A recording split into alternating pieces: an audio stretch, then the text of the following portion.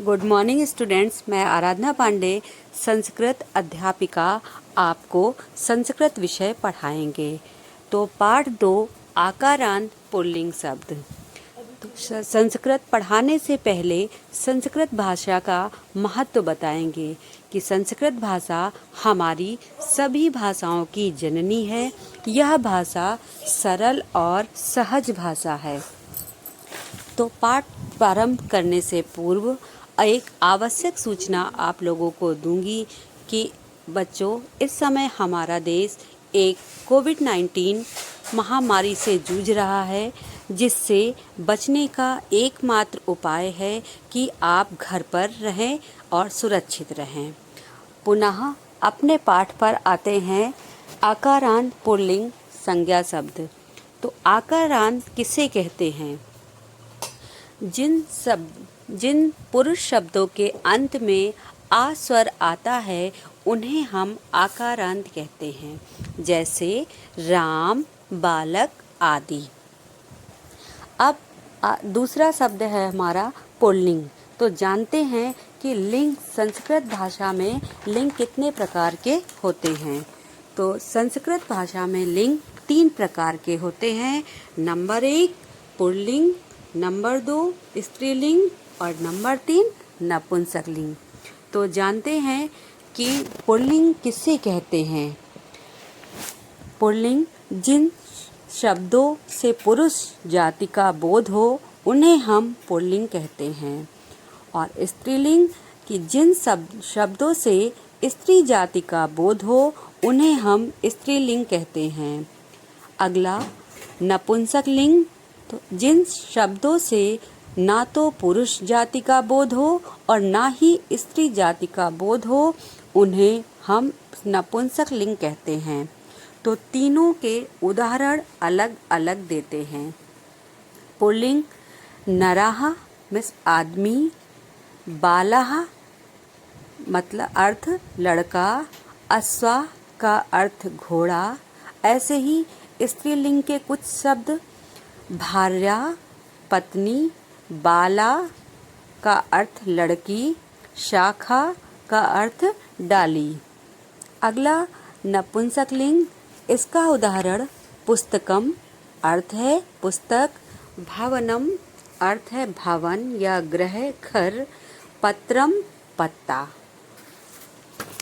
अब इसके बाद संस्कृत में लिंग, वचन इत्यादि के अनुसार शब्दों के रूप बदल जाते हैं। शब्द रूपों के मूल शब्द को प्रतिपादिक कहते हैं। आकारांत आ अंत वाले पुल्लिंग प्रतिपादकों में विसर्ग का अर्थ है कि आगे 2 बिंदियों को जोड़ देना। तो विसर्ग को जोड़कर बनाए गए हैं। विसर्ग लगने पर वे एक वचन के शब्द रूप या पद बन जाते हैं। जैसे शब्द और प्रतिपादिक एक ही चीज है। जैसे नर का शब्द रूप नरः, बालक का बालकः। तो वापस अब हम सीखते हैं आकारांत पुल्लिंग एक वचन। जैसा ऊपर चित्र में दिखाई दे रहा है कि नरः अर्थ है एक मनुष्य। अगला छात्रः अर्थ है एक विद्यार्थी। अगला सैनिकः एक सैनिक।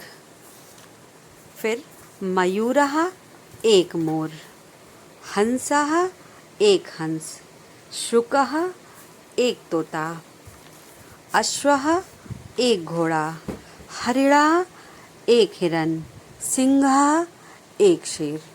आपने देखा कि सभी शब्दों के आगे विसर्ग लगा था, जिससे हमें यह पहचान हुई कि यह जो है हमारा पुल्लिंग आकारांत शब्द हैं।